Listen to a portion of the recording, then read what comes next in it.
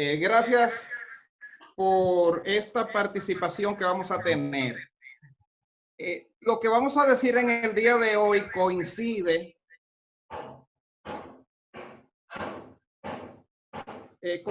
con la ponencia de Alexander Harlamenko acerca de las elecciones en Estados Unidos y el impacto en Latinoamérica. Como ustedes bien saben, Estados Unidos hace pocos días tuvo unas elecciones y las mismas arrojaron unos resultados, los cuales están en disputa.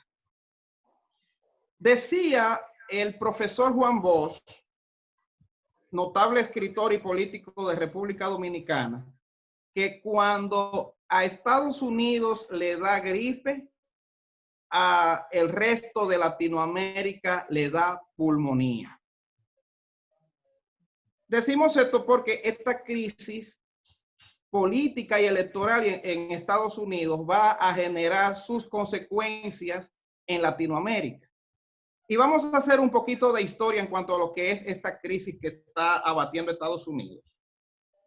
Ya antes de que esto sucediera, existen algunos precedentes. En 1800 hubo una crisis electoral entre Thomas Jefferson y Aaron Burr, en donde al final fue electo Thomas Jefferson. En 1824 también hubo otra crisis en donde los contendientes eran Andrew Johnson y John Quincy Adams. Al final fue electo John Quincy Adams bajo ciertas condiciones o concesiones. En 1860 hubo también otra crisis, la cual generó en la guerra civil de Estados Unidos entre los del norte y el sur, ya que en esta contienda Abraham Lincoln salió triunfador sobre 3 candidatos y los llamados estados del norte no lo quisieron reconocer, lo que trajo consigo la guerra civil. En 1876 también hubo otras elecciones en donde hubo crisis, en donde Rutherford Hayes salió electo sobre Samuel Tilden. También hubo conflictos entre los estados del norte y los estados del sur. Como ustedes podrán darse cuenta, estas 4 crisis electorales que hemos mencionado se suscitaron en un escenario en que Estados Unidos todavía no era una potencia. Era un país que apenas estaba en desarrollo. Ni siquiera Estados Unidos es lo que hoy conocemos como el territorio que empieza desde el Atlántico y el Mar Caribe, terminando en el Pacífico. En ese entonces, lo que era el Pacífico le pertenecía a lo que es México. Y tampoco Estados Unidos, por ende, al ser un país que todavía estaba en desarrollo, se podría decir que subdesarrollado, esa teoría, esa doctrina de influir sobre los demás países todavía no lo estaban ejecutando. Ya que, si bien es cierto que la doctrina Monroe fue enarbolada en el año de 1823, no es menos cierto que Estados Unidos empezó a ejercer su ambición colonial ya a partir del año de 1898 en la guerra hispanoamericana que sostuvo contra España para desalojarla de los territorios en que España todavía tenía influencia en Latinoamérica. Así como también cuando Estados Unidos empezó a comprar las deudas que las nacientes repúblicas latinoamericanas contrajeron con Europa, en especial Holanda, Alemania, etc. Luego de estas crisis, ojo, hubieron 2 crisis electorales más, que fue en 1960 entre John Fitzgerald Kennedy y Richard Nixon, siendo elegido Kennedy.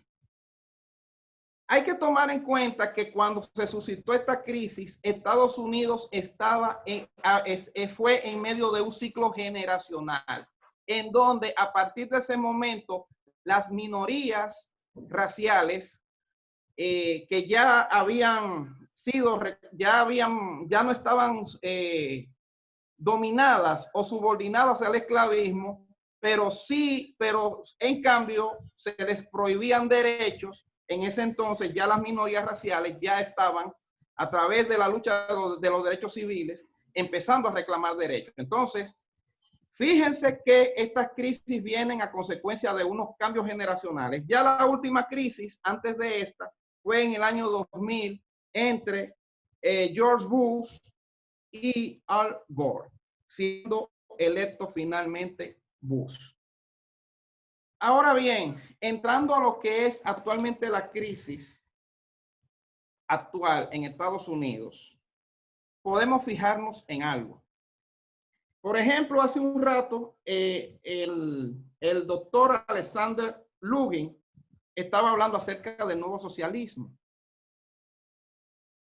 Y esto del nuevo socialismo tiene que ver mucho con lo que está pasando actualmente en Estados Unidos, ya que así como el movimiento religioso masónico fue filtrado por otro movimiento llamado los Illuminati, así también ha sucedido con el nuevo socialismo, o mejor dicho, el izquierdismo, las teorías de izquierda, las cuales han sido filtradas por el llamado progresismo. El progresismo aboga por los matrimonios entre personas del mismo sexo, también aboga por el derecho al aborto, así como también la eliminación de las creencias religiosas en libros de texto, entre otras cosas más, que lo que hacen es que despojan al hombre, al ser humano, de carácter, de moldes sociales. Entonces, esta selección en Estados Unidos constituye una lucha entre los sectores conservadores, tradicionales, con este sector progresista. Y esto ha adquirido un carácter muy serio. Es positivo en algunos lados, pero preocupante por el otro, ya que en estas elecciones no hubo equidad. Medios de comunicación tomaron partido. Es decir, el derecho que tienen las personas de ser debidamente informadas, escuchando de forma equitativa a ambas partes, en estas elecciones en Estados Unidos, eso totalmente se perdió. Las grandes cadenas de televisión tomaron partido a favor de una causa. Asimismo, también las llamadas redes sociales también tomaron partido a favor de esa misma causa. Hemos visto durante la administración del presidente Donald Trump conspiraciones diversas que van desde tomar una institución tan seria como el juicio político como un arma de distracción política. Es decir, que una institución que debería ser para juzgar las malas actuaciones de un presidente fue tomada como un circo por parte del sector que aparentemente ha ganado las elecciones. Luego entonces vinieron los asesinatos sobre personas pertenecientes a la minoría. Y finalmente entonces una campaña mediática por completo contra un candidato en específico. Una campaña que iba desde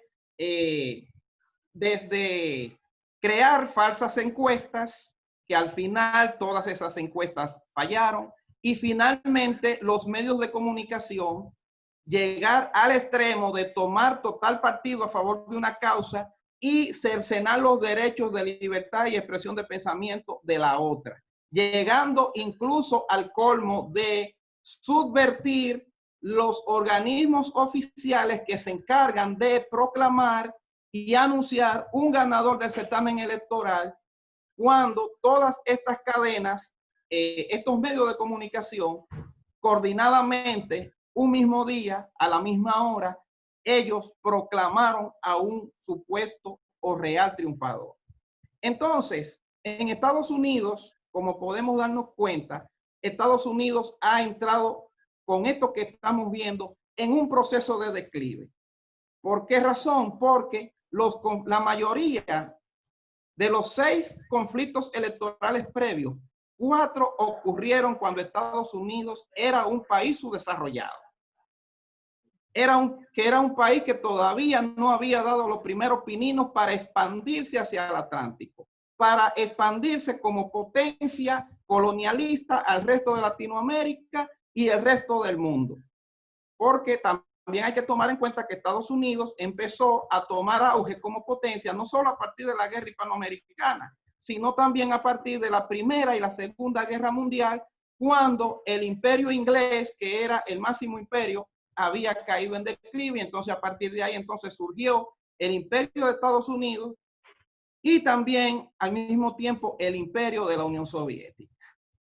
Entonces, al Estados Unidos haber caído en este tipo de crisis, como bien observa el profesor Juan Bosch, que cuando Estados Unidos le da gripe, a nosotros nos da pulmonía, esto entonces significaría que a partir de ahora en Latinoamérica se podría dar que medios de comunicación, redes de internet o redes sociales constituidas en un oligopolio, si toman causa a favor de un candidato, entonces pueden ser capaces de imponerlo por encima de la voluntad popular de los pueblos.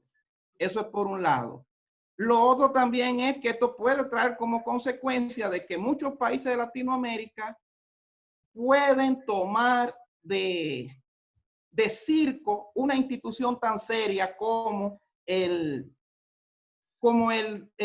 juicio político, como ya estamos empezando a observar en el Perú, en donde en Perú la institución del juicio político ya se ha tornado en un circo, pero eso es copiando de Estados Unidos.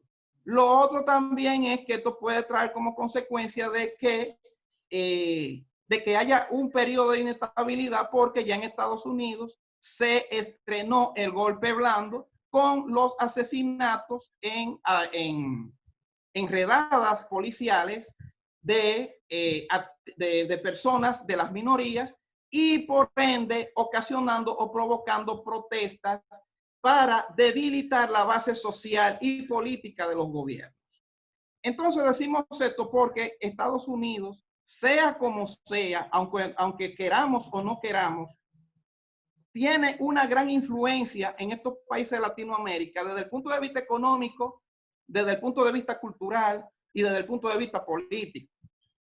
Entonces, muchos países, muchos gobiernos en Latinoamérica se fijan en lo que haga o deje de hacer Estados Unidos, el cual al mismo tiempo también se ha constituido en una policía del mundo.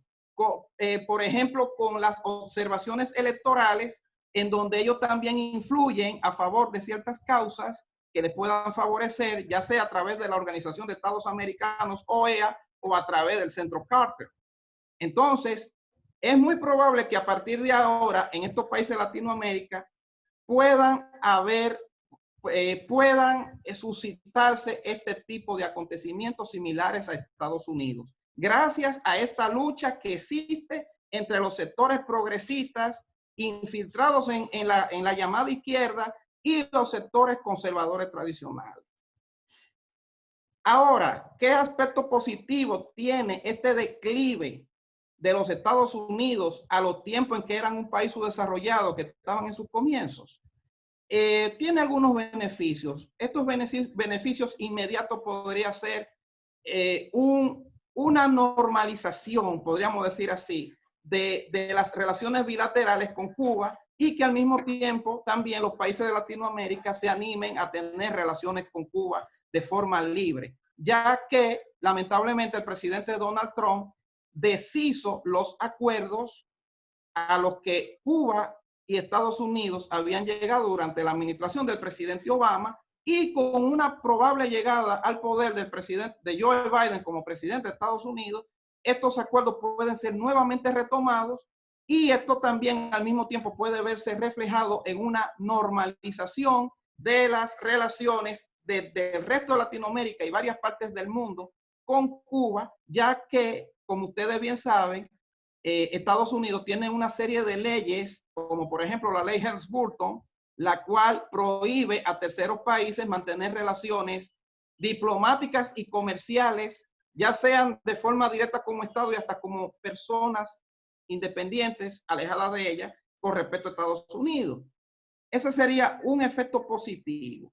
Otro efecto positivo sería que si nuestros pueblos de Latinoamérica se envalentonan, si trabajan de forma mancomunada entre ellos, que es el objetivo de esta conferencia, esto podría permitir que estos pueblos puedan tomar sus propias decisiones sin necesidad de ser influidos, molestados o con imposiciones que vengan desde Estados Unidos, ya que esta crisis electoral y política en Estados Unidos, como ya hemos dicho, los ha hecho retroceder a los tiempos en que eran un país subdesarrollado, un país que estaba en formación, y al mismo tiempo los despoja de toda autoridad moral como policía del mundo.